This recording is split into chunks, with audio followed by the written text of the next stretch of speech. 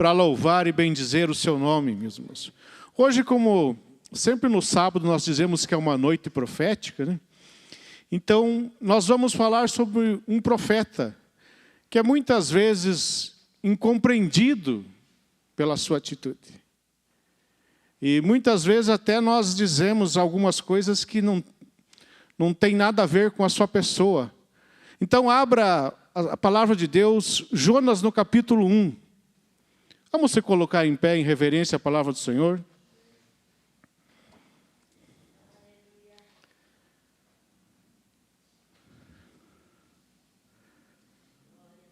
Amém, irmãos? Ora, a palavra do Senhor veio a Jonas, filho de Amitai, dizendo: levanta-te, vai a Nínive, aquela grande cidade, e clama contra ela, pois a sua maldade subiu diante de mim. Mas Jonas se levantou para fugir para Tarsis, longe da presença do Senhor, e desceu a Jope, onde encontrou um navio que ia para Tarsis. Pagou, pois, sua passagem e desceu para dentro dele, para ir com eles para Tarsis, longe da presença do Senhor.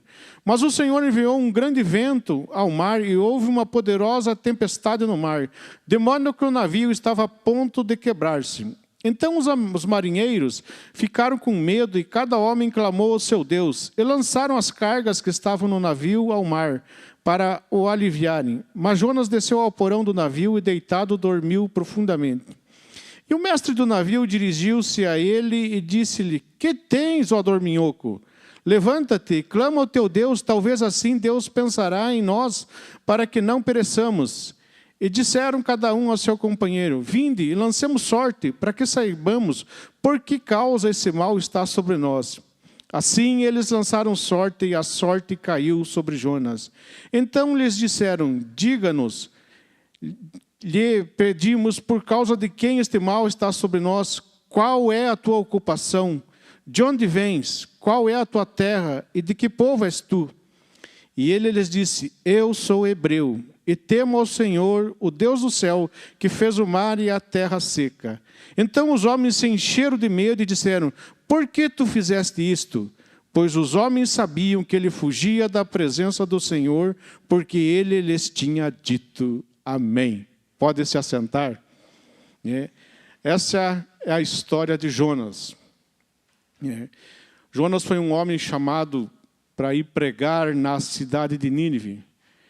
É óbvio que, olhando, né, a circunstância, ele tinha tudo para não querer ir pregar.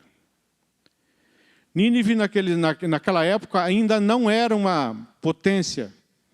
Os assírios estavam se levantando, começando um período, né, que vai desde essa época de Jonas até lá Ezequias.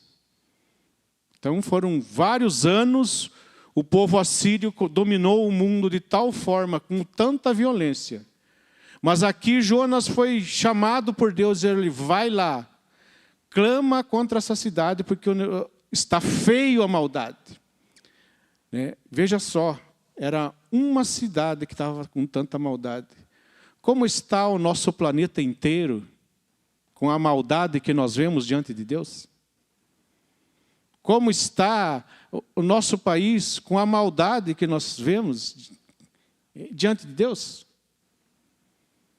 Então Jonas, observando, disse: não, eu não vou pregar naquele lugar. Porque Jonas estava vendo lá na frente. Às vezes nós não enxergamos o futuro. E nem paramos para pensar sobre o futuro. Mas Jonas estava olhando lá para frente.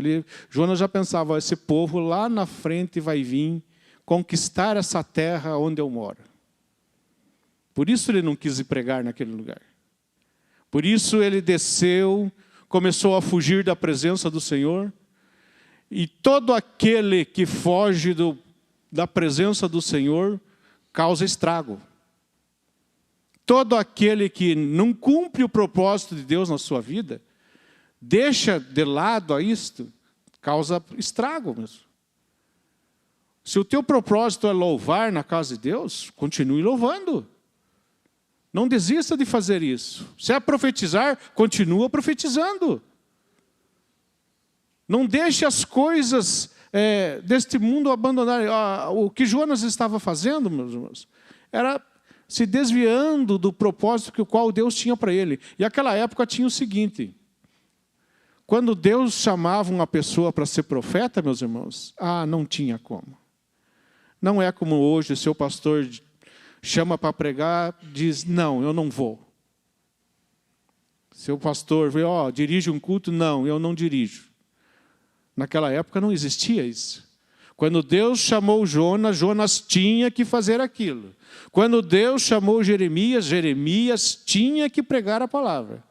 Todos os profetas, meus irmãos, que foram chamados por Deus, eles não tiveram outra alternativa senão obedecer a Deus.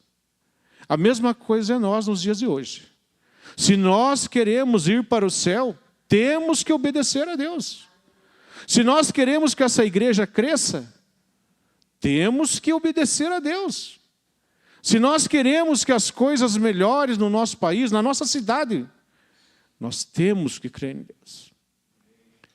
Jonas, quando saiu do propósito de Deus, além de ele querer ir para bem longe, na época era longe mesmo. Da onde ele estava para onde é a cidade de Tarsis, que eles acreditam ser na Espanha, era algum quilômetro. Mas ele resolveu ir. E tinha dinheiro, né, meus irmãos, para viajar para tão longe, porque a passagem não era barata. Não era qualquer um que viajava de navio. Então tinha dinheiro para viajar. Então nós vemos que ele decidiu não ir pregar a palavra de Deus. E não indo pregar, olha o que acontece, né? Ele estava dormindo tranquilamente, apareceu uma tempestade do nada. Aqueles marinheiros, meus irmãos, sabiam o que estavam fazendo. Eles não eram inexperientes. Eles eram homens que viajavam de um lugar a outro, então eles sabiam aonde havia perigo, não havia perigo. E nesta tempestade eles começaram a ver que tinha algo diferente. Surgiu do nada, e estava abarroando o navio, e eles estavam vendo que eles iam morrer, até que alguém se lembrou e disse, mas tem um passageiro dormindo lá embaixo. De certo, estava tão bom, né, o solavanco do navio, que o sono foi muito profundo. Cuidado também com nós, a gente pode dormir nessa caminhada cristã. As coisas do mundo podem nos balançar e nós deixarmos de fazer aquilo que Deus quer. E infelizmente muitos têm voltado atrás. E voltar atrás nos dias de hoje não significa que você não saiu da igreja ou se desviou. Você simplesmente pode parar no meio do caminho e ficar parado. E a obra de Deus vai ficar estacionada, porque aquilo que era para você fazer, pode ser que Deus levante outro, mas você será cobrado. Então, procure fazer a obra de Deus com diligência. Procure fazer a obra de Deus com dignidade, meus irmãos. Jonas saiu do propósito de Deus e, além de tudo, começou a dar prejuízo para várias pessoas. O navio era pago para levar essas cargas. Depois que jogaram todas as cargas fora, aí lançaram sortes. Caiu sobre Jonas. Quando ele disse, eu sou hebreu, note o susto que ele deu naqueles marinheiros. Porque aqueles marinheiros viajavam de um lugar para o outro. Provavelmente eles ouviram dizer que o Deus dos hebreus abriu o Mar Vermelho. Que lá atrás um rei dos hebreus cortou a cabeça de um gigante. Então quando eles ouviram, eles disseram, mas o que você fez? Você deixou de ir fazer a vontade do teu Deus. Está aqui, está nos causando problema. Não podemos causar problemas para a obra de Deus, meus irmãos, porque nós somos chamados para levar o Evangelho. Jonas foi chamado para levar essa palavra. Assim como é difícil para nós nos dias de hoje, era difícil para ele naqueles dias. Mas a palavra de Deus, ela tem que ser pregada. Ela tem que, mas as pessoas vão crer ou não vão crer, mas você tem que falar. Para que um dia, lá no céu, Aquelas pessoas que ouviram e não rejeitaram, vão ouvir dizer, ó, eu não te conheço. Mas elas ouviram falar de Jesus. Elas ouviram falar. Esses marinheiros provavelmente chegaram até a se converter, para dizer, olha, você é um hebreu. Você saiu do propósito. O que nós vamos fazer para que a tempestade cesse? O que nós devemos fazer quando a tempestade vem à nossa vida? Vem à nossa nação? Vem à nossa cidade? Nós devemos clamar a Deus, mesmo. Não devemos clamar aos políticos, não defender esse ou aquele, porque nenhum vai resolver o problema. Quem vai resolver o problema é Jesus. Não adianta nós tomarmos lados, espalharmos ódio. Eu tenho preocupado isso, eu tenho visto pastores espalhando ódio. Jesus chamou nós para sermos as pessoas da paz, do amor mesmo. Não é para espalhar ódio, não. É para espalhar paz. Ódio já tem o nosso inimigo que vai está espalhando desde que ele tomou o lugar de Adão no Éden. Desde aquela época ele está espalhando raiva, ira, homicídios, assassinatos, subornos, tudo isso ele tem feito. Por isso que nós, como representantes de Deus nessa terra, devemos agir diferente. Nós temos que levar o Evangelho a todas as pessoas, todas as classes sociais. Nós sabemos que Jonas depois foi pregar em Nínive. Diz que aquela cidade tinha 120 mil habitantes. Campo Largo tem 140 mil, por aí. Ela era quase do tamanho de Campo Largo. E precisava ser salva. Aquelas pessoas precisavam de Deus. É tão importante que Jesus, lá na frente, vai dizer, os ninivitas que ouviram a pregação de Jonas se levantarão contra esta geração que ouviu Jesus e não o aceitou. Porque eles ouviram o Evangelho, ouviram a palavra que Jonas pregou e se converteram. Muitos ainda vão se achegar à igreja, precisam que nós explanemos a palavra. Levemos a palavra de Deus, meus irmãos. Não levemos as nossas ideias, porque o que vale é o que está escrito. Talvez nós vamos passar e Jesus não veio. Mas essa palavra continuará de pé. Há quase 2000 anos, essa palavra de Deus tem feito a diferença. Porque quando Jesus morreu naquela cruz, ele morreu por todos os seres humanos. Não morreu por alguns, não morreu por um grupo só, mas por todos. A oportunidade é para todos. Se vão aceitar a oportunidade, é outra história. Mas a palavra tem que ser falada. O próprio Jesus, quando pregava, meus irmãos, tinha aqueles que aceitavam a sua palavra e tinha aqueles que não aceitavam, e ridicularizavam Jesus. Se você pegar lá quando Lázaro ressuscitou, todo mundo pega a parte boa. Mas tem um grupinho lá embaixo que diz assim, foram correndo para os fariseus e dizem assim, Jesus ressuscitou a Lázaro. Eles já combinaram, vamos matar Jesus e Lázaro também. Calamos as duas vozes. Mas o Evangelho tem que ser pregado. Jonas foi a contragosto pregar a palavra de Deus. Você já imaginou a pregação de Jonas naquela cidade? Ainda 40 dias, Nínive vai ser destruída. Já pensando, ninguém vai se converter. Mas quando ele viu que Deus moveu o coração daquele povo, porque havia um propósito naquilo ali, naquela pregação de Jonas, meus irmãos. Um propósito que 50 anos o norte de Israel estaria mais tranquilo. 50 anos depois, os assírios começariam a invadir Israel e escravizar todo mundo. Chegariam até Judá mais tarde, mas durante 50 anos eles não moveram um palmo em direção ao povo de Deus. Essa é a mensagem que nós precisamos levar, mesmo. A mensagem de transformação. A mensagem que faz algo diferente. Faz o mendigo largar de mendigar. Faz aquele que não gosta de trabalhar, ir trabalhar. Faz aquele que é revoltado, ter paz.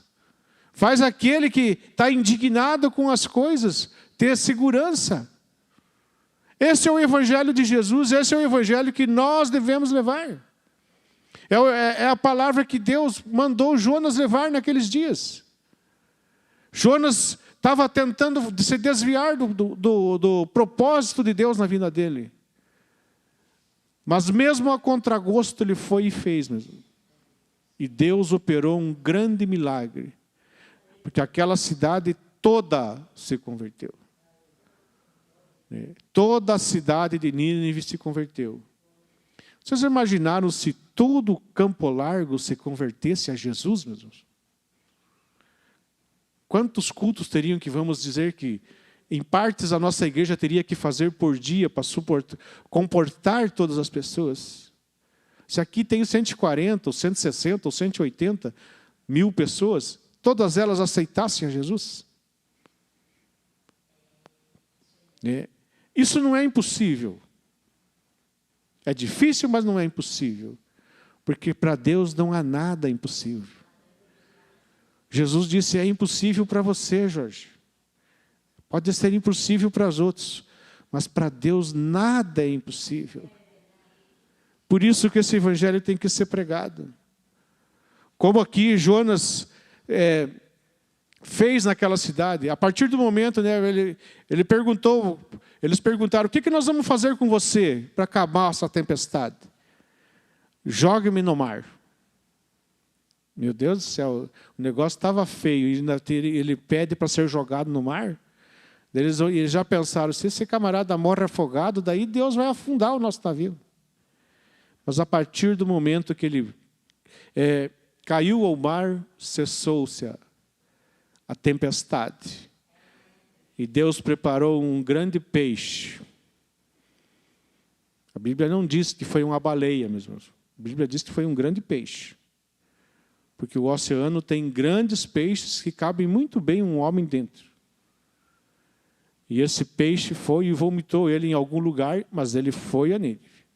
E foi pregar. E a mesma mensagem que ele pregou é a mensagem que eu e você devemos levar. A mensagem de Jesus, a primeira mensagem de Jesus, não é eu vou curar, eu vou fazer isso ou aquilo. A primeira mensagem de Jesus falava sobre algo que às vezes nós não falamos. Arrependimento. Primeira coisa que Jesus disse é arrependei-vos, porque é chegado o reino dos céus. Essa é a palavra que nós temos que levar para o povo dos dias de hoje. Arrepender-se daquilo que estão fazendo e mudar do trajeto da sua vida. Mudar o jeito de viver, meus irmãos. Nós estamos vivendo de dias assim que você pega a internet, mesmo que eu não tenha celular, meus irmãos, para os irmãos terem uma ideia. Quando eu vou usar o celular, tem que ser do meu filho ali ou da minha filha. Mas a gente vê tanto absurdo, tanto ódio de um contra o outro. Isso, meus irmãos, é testemunho de diabo. E nós devemos combater as obras do diabo. E só se combate no nome de Jesus, trazendo essas pessoas para o reino de Deus, para que Deus mude a sua mente. E eu tenho certeza que Deus vai fazer isso. Que Deus vai fazer algo maravilhoso. Sempre tenho repetido aqui que Deus vai fazer algo grande. Mas para isso nós devemos levar a mensagem. E a mensagem de Jesus, meus irmãos, não é que Ele vai dar uma casa nova, um carro novo. É arrependimento. Essa é a primeira. Pessoa que deve aceitar Jesus tem que se arrepender primeiro. As bênçãos vêm depois, mas se arrependa, deixe, peça perdão dos seus pecados. Esse é o Evangelho de Jesus. E ele continua nos dias de hoje, ele não mudou. Ele não mudou, meus irmãos. Eu posso mudar, mas o Evangelho não. As palavras de Jesus não. Elas estão aqui há centenas de anos. Todos aqueles que disseram que ela não é a palavra de Deus, que é isso, que é aquilo, já morreram e ela continua firme. De tanto que ela é a palavra de Deus, que não tem livro perseguido no mundo como a Bíblia. A palavra que você tem em mãos é o livro mais perseguido que existe no mundo. Por quê? Porque ela se contrapõe ao sistema do mundo e se contrapõe à maioria da vida das pessoas, do que eles estão fazendo. Porque essa palavra é a verdade, e ela transforma, meus irmãos. Ela transformou a vida de 120 mil ninivitas. Por que não vai transformar a vida de 140 mil campolarguenses? Se aquele Deus que estava lá está aqui. Está aqui porque nós cantamos que foi no Calvário que Ele demonstrou ao mundo inteiro que é o amor. Não foi isso que nós acabamos de cantar agora há pouco? Então, se tem alguém que demonstrou amor, foi Jesus. E nós, como seus representantes aqui na terra, nós somos suas testemunhas. Não somos testemunhas como os apóstolos foram. Porque os apóstolos viram o que Jesus fez. Por isso, eu sempre acredito que apóstolo mesmo foram só aqueles que Jesus chamou. Esses apóstolos de hoje em dia, eles se auto-ungiram. Quando foi Jesus que chamou eles de apóstolos. Não foi uma pessoa. Então, Jesus ainda está fazendo milagres. Está fazendo diferença nesse mundo. Porque nós somos seus filhos. A igreja tem que ser luz, meus irmãos. A igreja tem que brilhar, ser o sal. Porque esse mundo está muito amargo. Azedo demais de um lado, doce demais do outro. Nós temos que ter equilíbrio. Nós temos que observar as coisas. Satanás tem trabalhado fortemente no mundo. Que às vezes a gente pensa que só o nosso país está com problema. Não é o nosso país, meus irmãos. O mundo está se preparando para aquele que quer reinar de forma ilegal durante 7 anos. O mundo está se preparando para isso. A economia está se preparando para isso. Os países estão se preparando para isso. Tudo isso indica que Jesus está voltando. Mas enquanto Ele não voltar, o evangelho tem que ser pregado. A palavra tem que ser levada. Essa palavra que transformou a vida das 100 mil ninivitas. E essa cidade, lá na frente, ela foi destruída mesmo, de uma forma violenta. Uma cidade muito sanguinária. Depois que passou a geração que ouviu a mensagem de Jonas, surgiram homens que foram cada vez mais piores. Para os irmãos terem uma ideia, eles levavam os cativos, como as pessoas põem aquele argola no nariz dos bois, eles levavam daquele jeito. Se você pegar o livro de Amós, diz lá que os ricos seriam levados com ganchos pelo nariz. E realmente foi isso que aconteceu. Quem não obedece à palavra de Deus tem consequências. Lá na frente, que quando ele invadiu Judá, na época do rei Ezequias, para os irmãos terem uma ideia, só sobrou, bem dizer, Jerusalém. Nenhuma outra cidade sobrou ao redor. E ele não invadiu Jerusalém porque Deus não deixou. A cidade de Samaria, que foi conquistada uns 100 e poucos anos antes, ela era inexpugnável. Se você estudar a história, a Bíblia diz que a história diz que Samaria foi construída num lugar tão estratégico, O pai daquele rei, que foi um dos piores de Israel, o pai de Acabe, chamado Anri, comprou um pedaço de terra e construiu aquela cidade.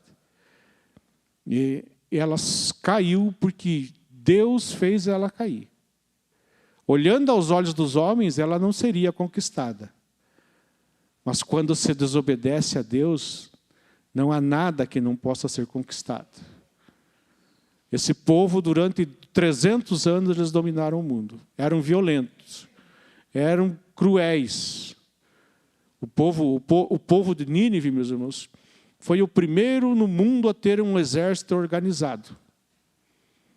Eles que montaram esse negócio de serviço militar que existe hoje, foi inventado na Síria. Eles inventaram o serviço militar obrigatório. Veja como eles estavam muito à frente do seu tempo. Mas não usaram aquilo para fazer bem para a humanidade. Usaram sempre para fazer o mal. Por isso que Jonas foi àquela cidade, deu uma chance ainda para o povo de Deus se arrepender, meus irmãos. Porque Israel vivia numa tremenda idolatria. Judá começou a entrar pelo mesmo caminho. Que Israel nunca teve um rei bom. Todos os reis do Reino do Norte foram maus. Porque desobedeceram ao Senhor. Porque se misturaram com o mundo. Por isso a igreja diz que não pode se misturar com as coisas do mundo. O povo daquela época, meus irmãos, servia a Deus e servia a Baal.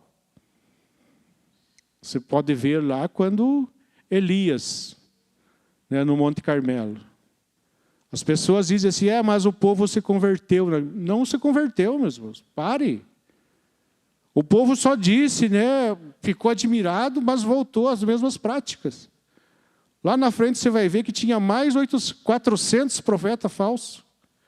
E só Micaías era verdadeiro. Só Micaías que disse assim, olha, você vai morrer. Acabe disse para ele, olha, você coloquem ele preso num lugar, dê pão de aflição, dê água de aflição. Porque quando eu voltar, eu vou dar um jeito nele. Micaías disse, se você voltar, Deus não falou através da minha boca. Mas Acabe não voltou. Então, o profeta de Deus, que Deus chamou, ele vai fazer a obra de Deus. Ele vai fazer a diferença nesse mundo mesmo. A palavra de Deus tem que ser pregada. A Bíblia diz que de todas as tribos vai chegar alguém. De todos os povos vai chegar alguém no céu. O céu não é só para brasileiro. Porque Deus não é, como uma turma diz, Deus não é Deus brasileiro. Porque se ele fosse Deus brasileiro, ele era o Deus do jeitinho. Deus é o Deus da retidão. Não tem jeitinho dentro dele. O que é certo, o que é errado. Então, se você fizer o certo, será recompensado. Se fizer o errado, será recompensado. Então, por isso, nessa noite, pregue a palavra de Deus, meus irmãos. Eu tenho me esforçado, eu tenho pedido para Deus que me dê capacidade de falar. Porque uma coisa, às vezes, a gente fala dentro da igreja. Outra coisa é você falar para as pessoas lá fora. E você ir ali no calçadão, passa todo tipo de gente mesmo. Hoje, por exemplo, sábado passado eu já contei algo que eu vi. Hoje eu vi uma outra cena, meus irmãos. Estava um rapaz, ele devia ter 1,90 m mais ou menos. Um cepo de um morenão. E eu estava lá, de repente eu via que alguém estava segurando ele. Sabe? Aquele garoto tinha um problema mental. Daí você olha para si mesmo e diz, cadê aquela autoridade que Jesus disse, esses sinais seguirão os que creem. Felipe desceu em Samaria e ele revolucionou a cidade. Os discípulos começaram a pregar e foram revolucionando os lugares. Nós precisamos buscar mais a Deus para que também aconteça nos nossos dias isso mesmo. Que nós possamos chegar e dizer, seja curado em nome de Jesus. Se for um espírito, vamos expulsar o espírito em nome de Jesus. E eu tenho certeza que a igreja vai encher. Vai encher porque Deus está nesse lugar. Só que Deus nos cobra, meus irmãos. Deus tem falado comigo, Deus tem me cobrado, dizendo nós temos que nos aproximar mais dele, meus irmãos. Com interesse de coração, com singeleza. querendo fazer algo, meus irmãos. Não só pensando em fazer, mas fazer algo. Fazer aquilo que você foi chamado. E todos nós fomos chamados a pregar. Quando fala de Marcos 16, né, ali fala ide, mas no original não é ide, é indo. Indo pelo caminho você vai pregando. Porque a palavra ide dá a impressão que você tem que ir num outro lugar. Né? E o lugar que você mora, o lugar que nós andamos, não precisa? Então é indo. Indo pelo caminho, vamos falar de Jesus. Né? Esses marinheiros, né, conheceram mais do poder de Deus, porque eles antes conheciam Deus, ouviam falar dos deuses dos hebreus. Porque quando Jonas falou, eu sou hebreu, ele disse, o que você fez? Por quê? Porque eles ouviram dos milagres que Deus tinha feito anteriormente. Então eles sabiam, né, o que estava, eles começaram a entender o que estava acontecendo, o porquê daquela tempestade. Né? Durante muito tempo a igreja ficou tranquila. Por isso que o nosso Brasil está nessa tempestade hoje em dia. Nós não oramos pela nossa pátria. Nós não nos preocupávamos em clamar pela nossa nação. Só precisou acontecer os problemas para nós começarmos a ter consciência que nós precisamos clamar pelo nosso país. Para que haja conversão, meus irmãos. Que haja transformação. Porque às vezes eu ouço dizer aí que o Brasil tem 40% de evangélicos, mas se tem 40% de evangélicos, por que o crime não diminuiu 40%? Tem algumas coisas que não batem mesmo. Tem muita gente que vai na igreja, mas não tem Jesus. Ir à igreja é fácil, você vir aqui, bater palma, cantar, pular, é fácil. Mas você anda com Jesus mesmo? Você está agarrado ao braço de Jesus? Porque se não andar agarrado ao braço de Jesus, nós somos Isaías capítulo 1. Esse povo louva com os lábios, mas longe está o seu coração. Nós temos que louvar com os lábios, mas e o coração estarmos dentro da casa de Deus. Isso Jesus vai fazer algo tremendo. Tremendo na minha vida e na sua vida. Porque é isso o propósito de Deus para nós como igreja, meus irmãos. Esses bancos vão encher. Esses bancos vai faltar lugar, meus irmãos, como era antigamente. Antigamente nós chegássemos na igreja 7h15, não pegava mais banco. E esse tempo vai ser melhor ainda que o tempo antigo. Vai ser melhor ainda que as coisas que foram feitas no passado. Porque esse vai ser mais duradouro. Porque vai durar para sempre. Amém? Se coloca de pé nesse momento, vamos orar, vamos clamar a Deus.